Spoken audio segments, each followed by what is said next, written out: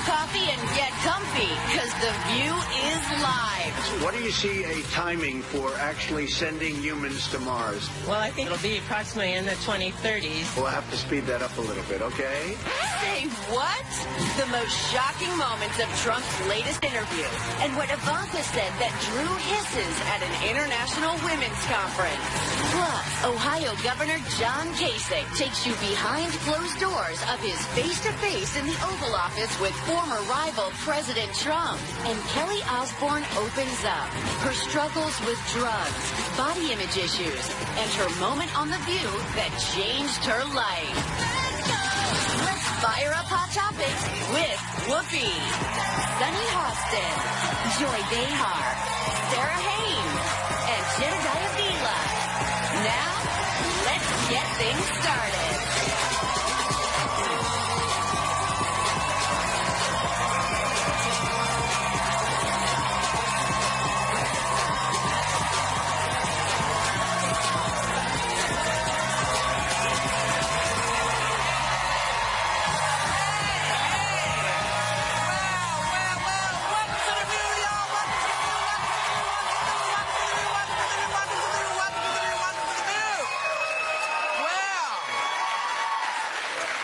I think we have to point out that there are some very well-dressed kids up here. Will you all stand up, please? Stand up. Stand up so we can see you. Are you a singing group? What are you, a glee club? What is show choir? You Burlington High School Select Singers. We performed last night at Carnegie Hall.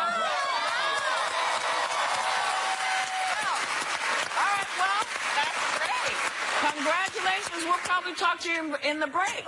So happy to see you. I wonder if they... And welcome to The View. I wonder if they slept in those tuxedos, because they performed last night. Yeah.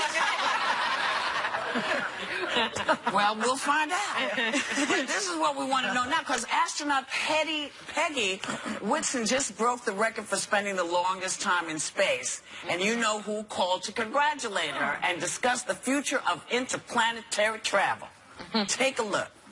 Tell me, Mars, what do you see a timing for actually sending humans to Mars? Well, I think as your bill directed, it'll be approximately in the 2030s. Well, we want to try and do it during my first term, or at worst during my second term, so we'll have to speed that up a little bit, okay? Is he going to go?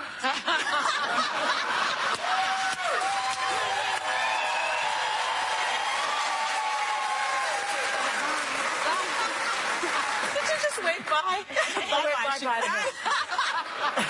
Yeah, but they just send it back. Yeah, they'll send it back. They'd be like, don't send that up in here. No, we don't want that up here. But I mean, they didn't prep at all for that, because you imagine going into a meeting and someone in that administration should say, you know, you're going to be speaking with so-and-so. This is what we've done on the issue. This is what we feel. This is our stance. Yeah. Because he went into that, it's almost like with no information. Well, Ivanka's sitting right next to him. Right, but the thing is, they're pushing through all these executive orders and saying that should show progress, and yet he's not remembering one he did already. Well, look, he signed this bill. He signed it. And it authorizes $19.5 billion for funding for NASA in 2018. The current budget is $19.3. It also gives NASA's retired astronauts lifetime health care for all space flight-related issues. Yeah. Wow. In case they get possessed by, like, a space ball. They can go get some help. I mean, you're absolutely right. Why doesn't he know that he did that? Well, he signed it. So, you know, you can't lose sight of the fact that he called this woman and she had to educate him about something that he authorized. that he did. That was concerning to me. Also, the bill he signed aims for a 2033 launch. Yeah. And NASA is saying they can push it up, but they need an influx of cash. And this is a guy who's come in talking about fiscal discipline. He's going to cut everything. This is a guy who doesn't believe in science. Well, and okay, let's start with that. That's true. Let's start with that. You know? He also believes in cutting everything. So how is he telling them speed it up? He wants it sped up, of course, because it'll look good for him in the history books. He thinks. No, it's because he's going to build some hotels there. You know that's where he's going. Well, he did. It was $19.5 billion, though, in funding, but that he authorized. But what's interesting is that Elon Musk says that's not going to change anything. That is really not going to move the space program forward, especially in terms of commercial flights to Mars. So I don't even understand why he signed the order. order? Was it just optics? Likely, right? It's likely just. Well, that's not even that money. good. That amount of money is not going to push it to 2024. Yeah, it's not going to. He's Listen, asking for it. listen, you know, it ain't going to happen, man. Okay? That's not going to happen. You know, this is why you need to know stuff. Because you need to know what these astronauts go through. You need to know the preparation of what it takes to go to Mars. I mean, come on, man.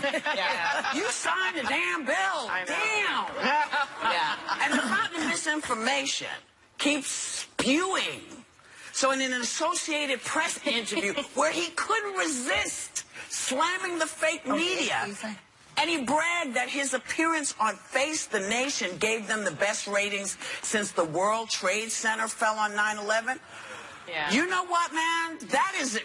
That's sacrosanct. You don't use 9/11 to bolster yourself. What the hell? And what is going on? It was such a bizarre. In the words of Holden Caulfield, he's as sensitive as a toilet seat. Yeah. It was just a. I really think people should listen to it. Explain Holden Caulfield, please. It's from Catcher in the Rye. Everybody's read that, but that's what he said. It's such a beautiful analogy, I think, of, you know. Yes. Because this guy, I mean, how tone deaf can you be to now brag about your ratings about that tragedy? I mean, it's unbelievable. It was really weird, though. Like, I hope people will read this interview because in parentheses, it keeps on saying unintelligible, unintelligible, unintelligible. And I thought, why is our president unintelligible throughout an interview with the Associated Even Press? the parts that aren't limited to unintelligible, when you're reading the sentences, it's hard to follow unless you didn't reread make any sense. what he's saying. Yeah. And he's also surprised, like, oh, we sent 79 Tomahawks to Syria. You know, people actually die. I mean, this is life and death, he goes. Hello? It's very repetitive as well. That's what struck me, actually, is a part where he says, I say this to people, I never realized how big it was. You know, the orders are so massive. And you're thinking, why would you let the whole world know that you weren't ready for this job, that you somehow got in there and all of a sudden realized... We already knew that. They knew that. But there's a difference between people assuming that and him telling you outright. People voted for him because he had business experience. They already knew he had But this is an zero outright government admission experience. from his own But mouth. this is also this is tasteless. This is a tasteless thing, and you had here, and so I'm going to read it for you. That while the towers were burning supposedly on 9/11, he bragged on an interview that he had the tallest buildings. He now had the toilet. He said he had the tallest building in New York City because the World Trade Center. This is all about his privates also. Yeah, Can I just say that? Excuse it. Very Don't. freudian. It's totally about that. You know, look, everybody just go get some water and open the window and cool down. We'll be right back. I mean,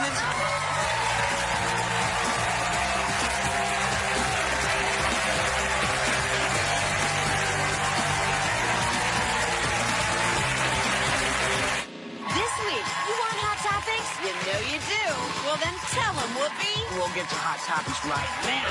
And for the first time, Caitlyn Jenner comes to The View and joins the table live. Yeah! And we're hanging with these strong, fearless women. Facebook's Sheryl Sandberg and Salma Hayek. Wow. Plus, Dr. Phil comes to our house. Wait! There's more! Because Friday is... Friday. Like, that's very catchy, isn't it? And we are lapping it up with Dr. Ken. TGIF. It's all new this week on the Emmy-nominated View. Still ahead, straight from his live town hall about Trump's America, Ohio Governor John Kasich joins the Political View. And Kelly Osbourne Unfiltered, her battles with drug addiction, fame, and the disease that almost killed her.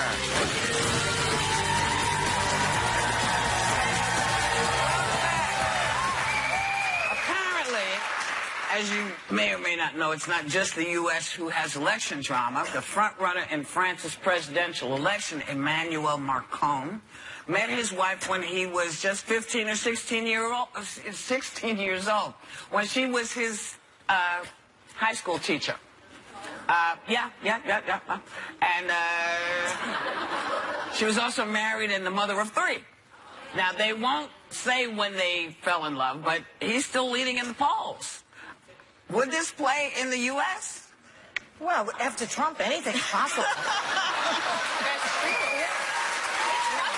It's roughly the same age difference between President Trump and Melania, but I thought He's 25 years older than her. Yeah, the candidate said something. He goes, "This is misogyny, because if it were the other way around, we wouldn't question it." And I kind of Americans would, yeah. Well, but we don't care as much when it's the man and the woman's younger. We do it. No. 16 years old. Because it's a minor, yeah. It doesn't matter who it is, male or female. If it's a 16-year-old and it's an adult, and what's there are two parts to the story: the student part, but also just the age difference part, because it's 20. But the age difference only really comes into play. The only reason we're talking about it is because she was his teacher. I mean, I got a kid in high school who's going to be 15 in August. I would be pretty horrified if he were having a relationship. But we don't know with that his, she was having it. Well, his parents, actually, his parents were so concerned, according to British Vogue, that they took him out of that school to get him away from her and finished his schooling in Paris. So I think That's the statute of limitations, because when a couple now stays together for like so long, when do you say, okay, it wasn't right when it started, but I see that this is working? Like they've been together a long time. They've been married 10 years. They got married in 2007. Yeah, he was already what? How old was he? Like in his 30s? It looks like he was in his 30s. Yeah. No, he was 29. But if you look at the research, if couples with a 5-year gap in age are 18% more likely to divorce, couples with a 30-year gap are a whopping 172% more likely to divorce. I mean, we're talking about a 24-year age difference. Celine Dion and her husband, rest in peace, he was her manager. He knew her when she was a child, like Gigi, that Gigi story. And then they got married when she was older. It sounds similar to that. The other thing is she's running against a Nazi, so I don't really care. Yeah. He is. This guy is running against the national, I believe it's called the National Front Party, and her sympathies are very, very much the old Nazi party. Very similar. I think if there weren't a minor involved, it wouldn't faze people. The concern, of course, people have is that this was potentially concern America. Because the age of consent, Look, we're not. Don't quit bugging America. The age of consent in France is 15, actually. So what bothers me is just the notion that if you're 16 years old and you're dating someone who's your teacher and significantly older, that's a problem. But we don't know that that was happening. It may be that this is someone who inspired him, and they did nothing happen, and then later in life. Let's be clear. They're very clear about the fact that they had a relationship when he was her student. That's not clarify when it became love. They don't. Yeah, they don't. Like Intimacy. But it was during the time he was in school. Yeah. So that much we actually know. But the question wasn't whether it's right or not. The French don't have the same issues Americans have with these kind of conversations. The question is, would it work here? And clearly you all are saying no. Not with the teacher relationship. President Mitterrand, when he died, his mistress and his wife both went to his funeral. I mean, everybody's sort of okay with that kind of behavior. Yeah. They thought we were crazy during the Lewinsky scandal. Maybe okay with the age, but not necessarily with the teacher-student, because we put our teachers in positions of trust with our children. You don't know that they were fooling around when he was a kid. We got to go. We'll be right back.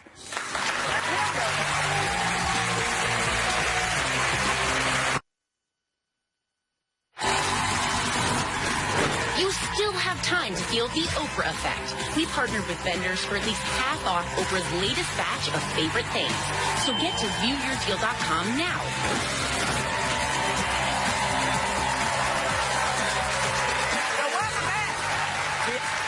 The Archives of Sexual Behavior looks at a study into why people fake orgasms. Now, I'm all for scientific research, but you really needed a study to find out why people were faking it? I feel like that's money not well spent. Yeah. No, I think that's a bunch of guys who can't accept the fact that they did a bad job, and that's why she faked it. So they're trying to figure out why. Except that, it's not just because somebody doesn't do it well or right. Sometimes it takes a woman a very long time to get there, and she's just like, look, I gotta go. But it's Start kind of cleaning crazy. out your refrigerator in your mind. Yeah, I did it once. I faked it once. You faked it once? I faked it one time. I don't like to fake it. Yeah, only one time. I faked it. I felt bad about it, though. You did? No, I did. She doesn't believe me.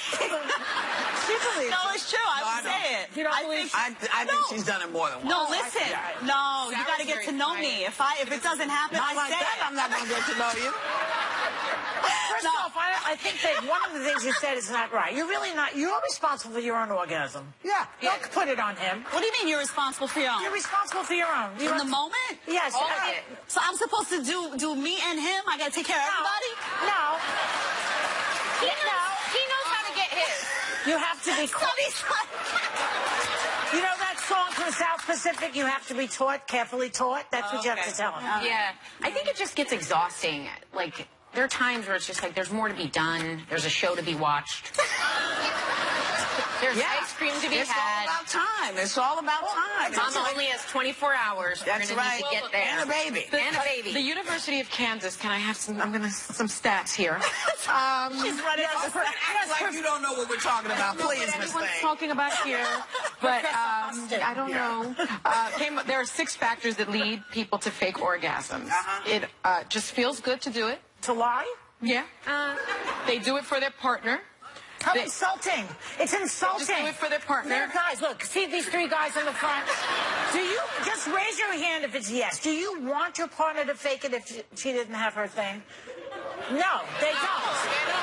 They don't like it. But they do it for you, apparently. Also, it's maybe women are just not into sex. No. They're insecure.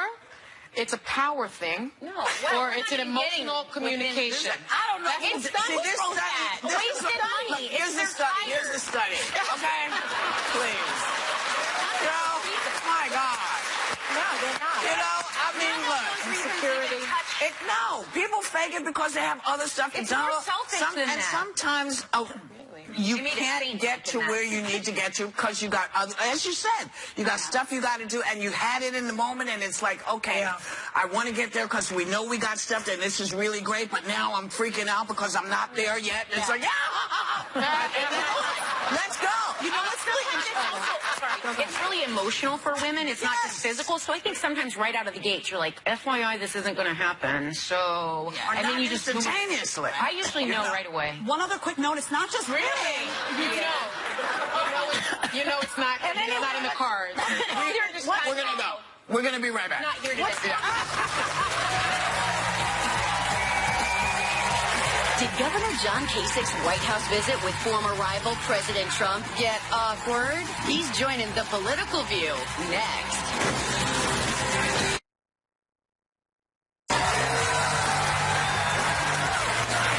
We are so happy to see this man today. I've never wanted a Republican to have won, except you, more than you. Yeah. Well, Let me introduce you. Governor John Kasich was the only grown-up on the dais, in my opinion, during the Republican primary. So as the governor heads towards a shutdown, let's hope his plan to turn it around is in this book. It's called Two Paths, America Divided or United. Question. Please welcome Ohio Governor John Kasich. thank you.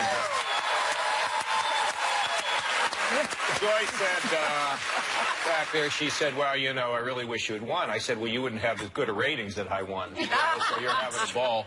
And by the way, I thought walking when I was backstage, I said, I'm not going to talk about politics. Then I saw the last segment. Let's talk about politics. Yes.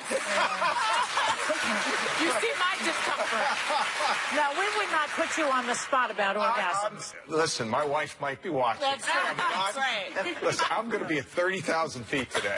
Good. All right, so... Pivot. Show us how the pivot is done. Yeah. So, okay, let's talk about Trump. He's coming up on his 100th day, very shortly. You did not endorse him. Nope. I remember that as a very good day for me. He asked you to, I believe, but you didn't do it. Am I correct? Right. And also, you never went to the Republican convention. Yeah, that made a lot of people happy in my party. Did not. Not. Look, I believe that the country needs to come together, okay? And I believe people have problems, then let's go and solve them. Let's not say to them, well, somebody else took what you had, therefore... So is positive populism negative populism? I'm a positive populist. The president has been a negative populist. He's a negative populist. So Is there anything you like about what he's done? Anything? Look, I went to Munich with John McCain on the defense conference, and I do believe the action in Syria sent a message that America's not, like, out to lunch and doesn't care. I thought that was important. What I don't like is this whole knock and talk policy, where you're knocking on a door, and if they found out you snuck into a country, even if you didn't, violate a law, we're going to ship you back out. I mean, we got enough broken families than to have any more. So, look, it's been all of my career. When George Bush, the senior, was president, I wrote a budget against his. So in my job, I try to look at, what's the facts, what's the situation, and then call it like I see it. That's what I do. This book is, a lot of people say, well, he wrote this book because he wants to run for office or whatever. No, I wrote this book because, folks, we can't live fighting even inside of our own families. We got to figure out how to listen to other people and how to get along and stop tearing each other apart. Yeah. And the greatest thing, I've been talking about this. One of the great things that happened to me was Bernice King invited me down to Atlanta for the Martin Luther King Day. And I was on this panel, and somebody said, what about Trump? And I said, well, wait a minute. What about your neighbor? And when you think about Martin Luther King, Dr. King, the politicians wouldn't even meet with him. So what did he have to do? He united all of us against the moral outrage of racism, and he drove the message to the top. Yeah, grassroots. Trevor Noah said something to me yesterday. He said, because I was talking about the United Airlines. He said, what's happened with United is all of us have sent a message to the big cheeses at United. We're not putting up with that nonsense on an airplane, ever. So we need to send a message up. Well, it's always been grassroots. Yeah. It's all grassroots. So what's your biggest complaint? Is it Republicans sort of being complicit in an agenda that might not be great for the country? Is it that Democrats don't seem to have a knowledge of what's going on? What bothers me? Everybody's in a silo. We consume that we agree with, and if we don't agree with something, we shut it out. If they write to us on Facebook, we unfriend people. We're not listening to one another. We're all connected, Joy. We all have. I really think that if you had won, we would have been much more attentive to what you were saying and not be so against everything that this guy's trying to do. Because to me, he's unraveling everything that we accomplished in the last 8 years. Well, the biggest, this is not, but you got to remember that this problem has been going on for decades now. The fighting, the dysfunction. And in our own, but we have to start where we live. So what do I say? Say, okay, how do we have common humanity? We ought to be mentoring kids. We ought to be doing it whether we're Republicans and Democrats. We ought to be fighting the drug scourge. This is a horrible thing. The drug overdoses, we ought to be doing it together and warning kids about the dangers of drugs. We ought to be helping veterans when they come back to get a job where we live. We ought to be taking care of one another. I think that people do those things. Not enough. We're talking about his policies. You know why? Because we're all going into these silos, Joy. And we did it before. So somebody was talking about, I was with Republicans. They go, well, look at how badly they're treating Trump. I said, well, look at Republicans. They didn't even, there was an argument about whether Barack Obama was born in America. That's right. We cannot do well if we tear each other started by this president. Perpetrated by Donald Trump. Well, the original sin. Speaking of this person we don't mention enough, you recently had a face-to-face with Trump. I did. You guys didn't exactly have a warm relationship. Was this meeting a little? I didn't endorse him, No, he was very, very nice. I was there for like a long time. And I told him some of the things that I've observed when I was in Europe with McCain, and I told him some things I felt about the health care bill, which I feel very strongly about, because we cannot pull the rug from under people who are mentally ill or drug addicted or they're chronically, okay? Now, but I told him another thing. Look, when I became the governor, I had a congressional attitude in the governor's office. And one day my wife came to me and she said, John, you're the governor of Ohio. You're the father of Ohio. Why don't you act like it? And I told the president that, because when you get in a position of authority, I represent 11.5 million people, you have to make sure that everybody feels included. And everybody feels as though they have an opportunity. And look, this guy's been in for about not even 100 days. So, you know, I can look at the good things, some of the good things he does, and I can criticize the bad, but I want to give him a chance because I'm going to root for the pilot on the airplane I'm on. I got to root for the President of the United States regardless of whatever party he or she is a member of. Some of them things that he does needs resistance rather than rooting for him. Okay, we can resist. But we don't. But we don't have. Yeah, but we don't have to hate. But I need to ask you, Governor. No, but that's what's happened. about hate. Let me tell you. Do you realize there was a woman in the New York Times that was writing that she moved her wedding out of the United States to Italy because she didn't want her family getting into a fist fight at the wedding reception. People are not getting along in our families, and you know. Here's what happened. People gave up bowling and they took up politics. You know what I think they ought to do? Go back to bowling. Go back to bowling. You know what? It would be wonderful. You know, it would really be wonderful if people could. But here's the problem. When you have someone who scares people for a living, who got here by saying, hey, they're the problem. You know, the last time we saw that was happening in Germany. When you start pointing at people and scaring children and saying, you know, you're not going to have this and this is these, that's why people are freaking out. And we're coming out. We need to find a way to come into balance. Well, look, people, look at these marches, the March for Science, the Women's March. The good thing is there's greater activism. Yes. But I think you've got to say, look, I'm not here to be a PR man for anybody. No. But look, he's cut these tweets. You don't see what they were. Maybe he is starting to get his sea legs on this thing. Well, look, Whoopi, I'm just telling you. I love you for your optimism. Well, you know, what am I supposed to do? Give up? No, you can't give up. Look, I can fight against somebody else's views, but I don't have to become. I don't have to give in. No. You remember when the funniest thing? I never thought I'd ever say this. It just popped in my head. Nixon said.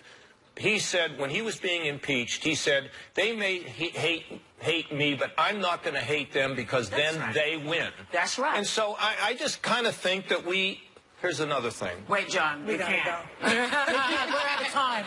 We're out of time? Yeah, what about this book? I know. Come on. Let's promote the book. Read the book. Thanks to Governor John Kasich. Two Paths, America Divided or United, is in stores now, and members of our audience are going home with a copy. We get it. We'll be right back.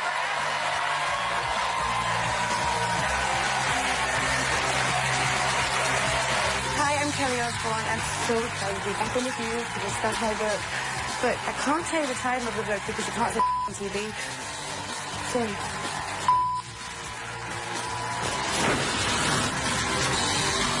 Yeah, the topics here are hot and only getting hotter. Bring it on. Because this is the place where strong women. You're a champion for women's rights and gay rights. Speak truth to power. Bam, drop the mic. Come to be heard. There's power in numbers, there's power in what we say. We're not playing. And voice their view. You talk about your weight a lot. You're a very normal-looking girl. In fact, a little bit thin. A little bit thin is the nicest thing anyone's ever said to me, so thank you. We are View Strong all day long. That's right. This is the Emmy-nominated View.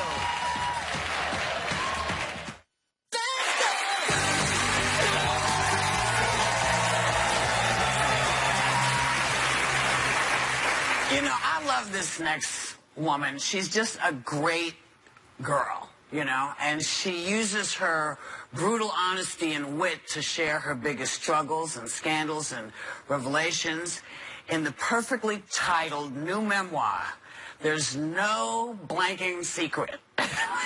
Letters from a Badass Bitch. Please welcome the most fabulous Kelly Osbourne.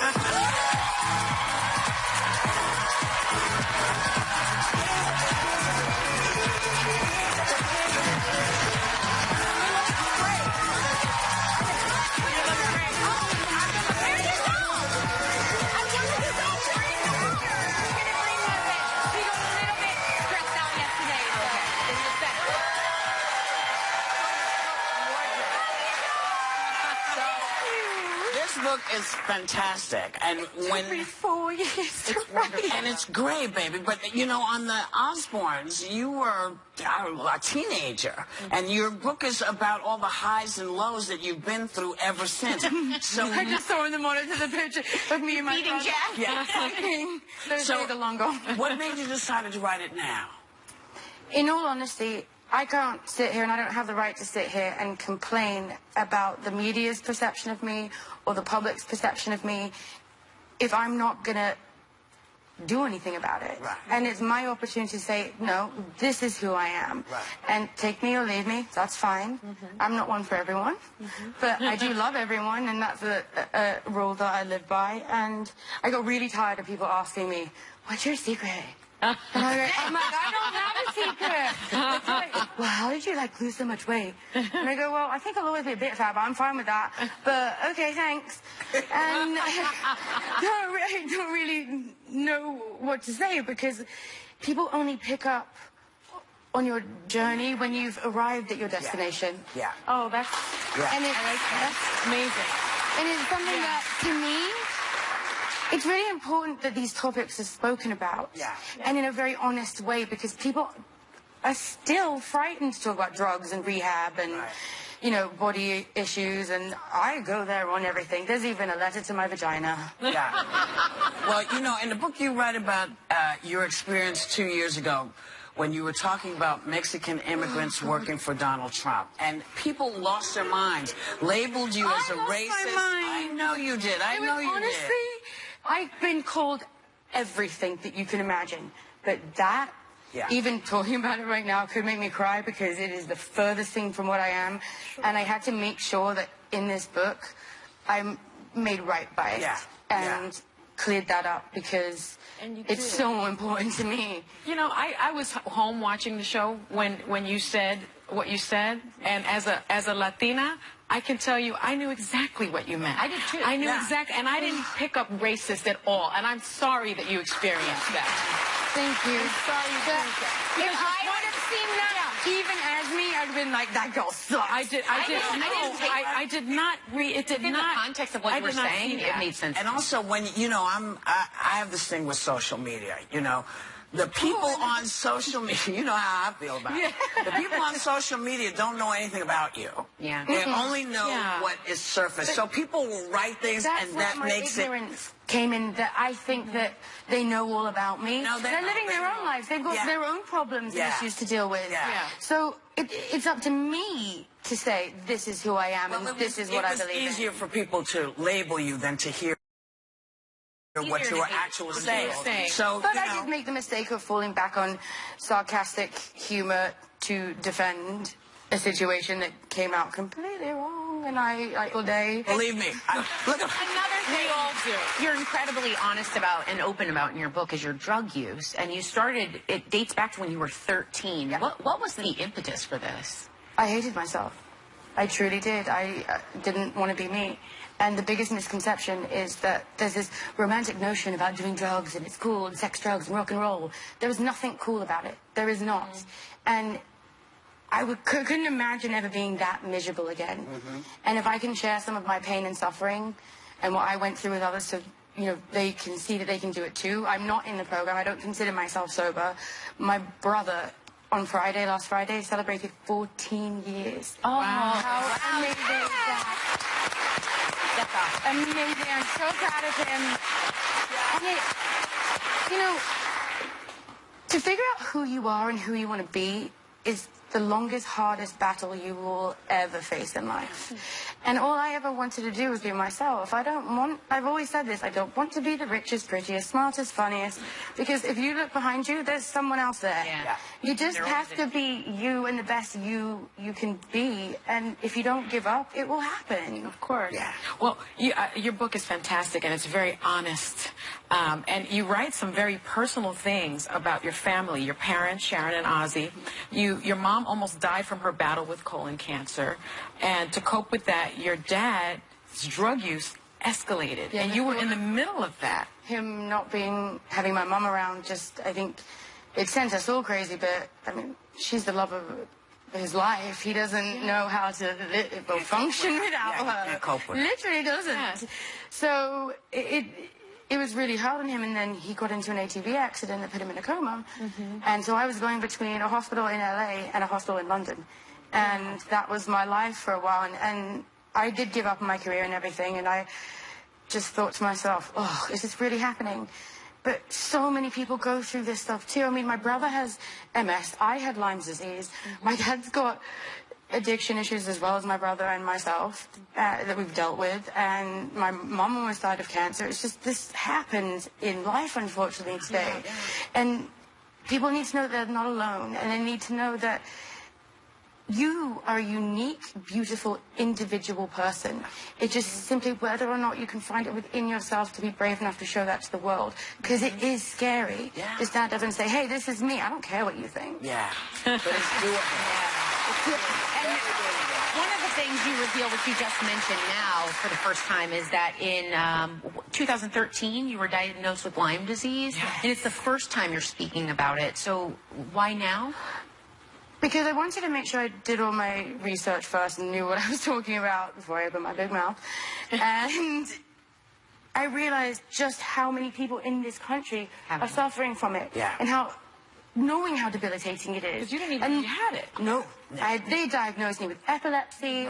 Then they thought I had MS, and they were going to give me an epidural. I saw the needle, and I was like, hell no. I'm going to go find a different doctor. And I ended up going to Frankfurt, Germany, and doing stem cell, and it saved my life. Baby, you know something? You've come full circle. You've come into yourself. You've come into yourself. It's kind of fabulous to see. You know, that is always going to, you're always going to be searching, because the evolution is And I'm always going to be working on myself, because I'm always going to be making some sort of mistake that I've got to learn from and then move on. We all do. But that's the best part about making a mistake. You learn from it. I've learned so much from this show. It's unbelievable. You are, you know, I love you. They love you. I'm so pleased. So we thank Kelly Osbourne. Members of our audience, we're all getting the board. Everybody.